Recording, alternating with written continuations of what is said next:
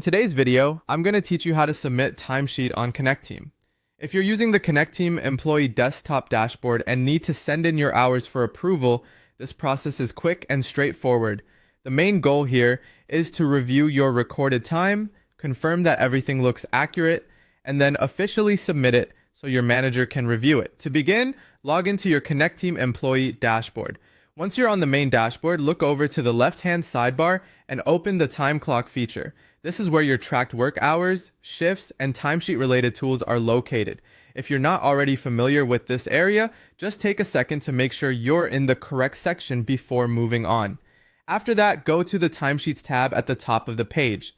This tab gives you a summary of your logged time and is the section you'll use to prepare your timesheet for submission. When you open it, you should be able to see your totals and any relevant time entries connected to the current pay period or reporting period. Before submitting anything, carefully review your totals and make sure everything is correct. This is an important step because once your timesheet is submitted, your hours will be locked. That means you typically won't be able to freely change those entries afterward without additional help or approval.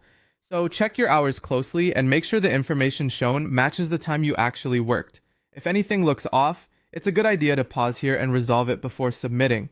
Taking a moment to verify your records now can help prevent delays later during manager approval or payroll processing. Once you've confirmed that everything is accurate, go to the top right corner of the page and click the Submit Timesheets button. This officially sends your timesheet forward for final approval. After submission, your hours are locked and routed to your manager. At that point, your part of the process is complete and your manager can review the timesheet and approve it as needed. And that's all it takes to submit a timesheet on Connecteam from the employee desktop dashboard. As a final tip, always review your totals before clicking submit, especially near the end of a pay period, so you can avoid corrections later. Thanks for watching, and I'll see you in the next video.